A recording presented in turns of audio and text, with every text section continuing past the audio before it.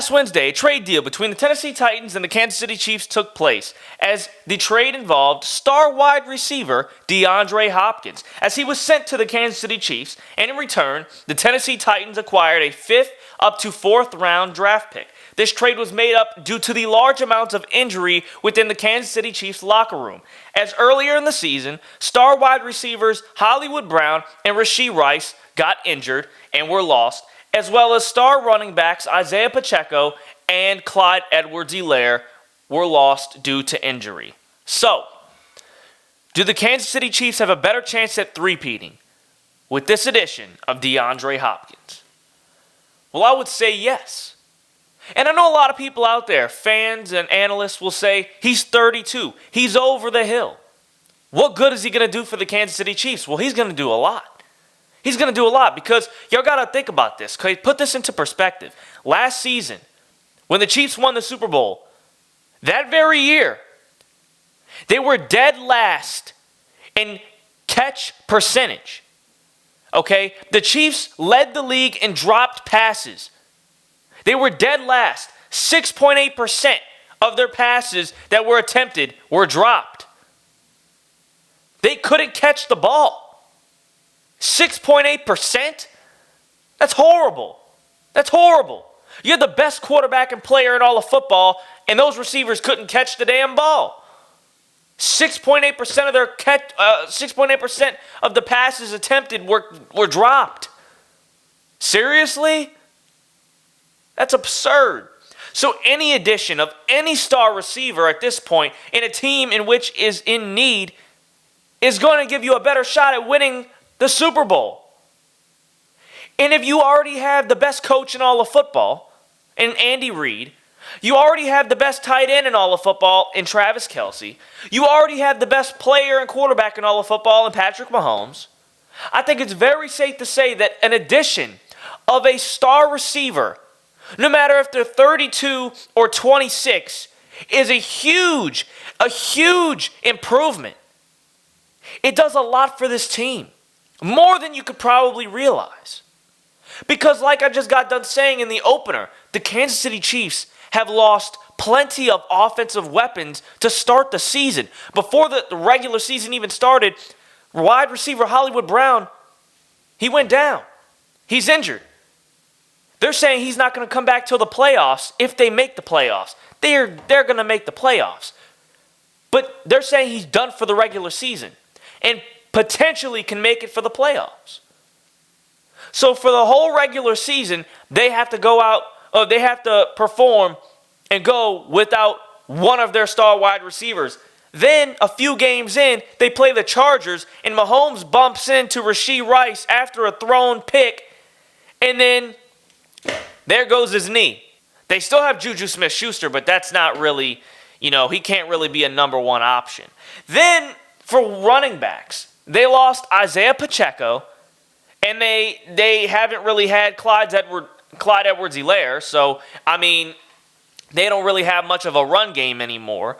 And then they went and picked up Kareem Hunt, and he's been doing pretty good. But seriously, they lost 2 of their top running backs and 2 of their top receivers.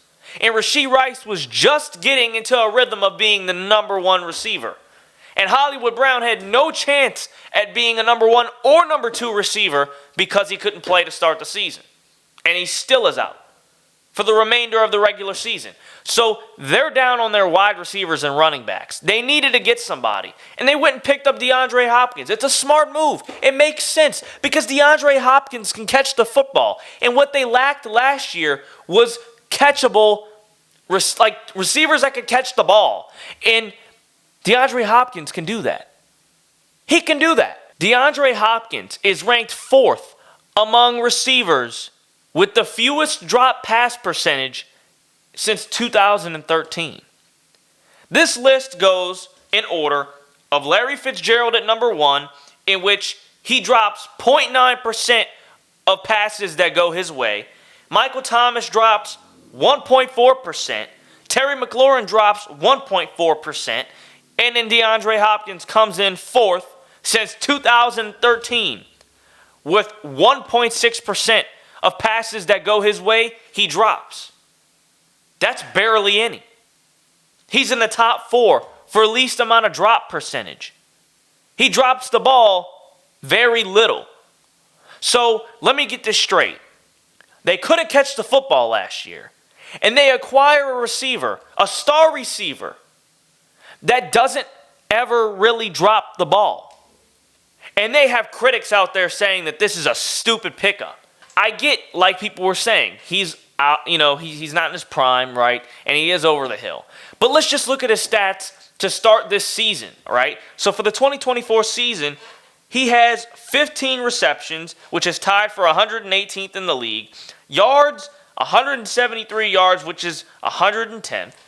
Touchdowns, he's got 1 touchdown, which is tied for 66th. And average yards per catch, 11.5, which is 117th in the league. It's not too great, but 11.5 yards per catch is pretty good, right? He's got 21 targets and 15 receptions. That's not too bad. 173 yards isn't that great. He's got a touchdown, but, look, it's decent. But he's going into the best system in all of football. He's about to be coached by the best coach in all of football, right? He's about to play under the best player and quarterback in all of football. He's about to play alongside the best tight end in all of football. If any team can lift up this man's career and put him back on the map and put him back up in the rankings, it's the Kansas City Chiefs. So do the Kansas City Chiefs have a better chance, a greater chance at three-peating with this addition?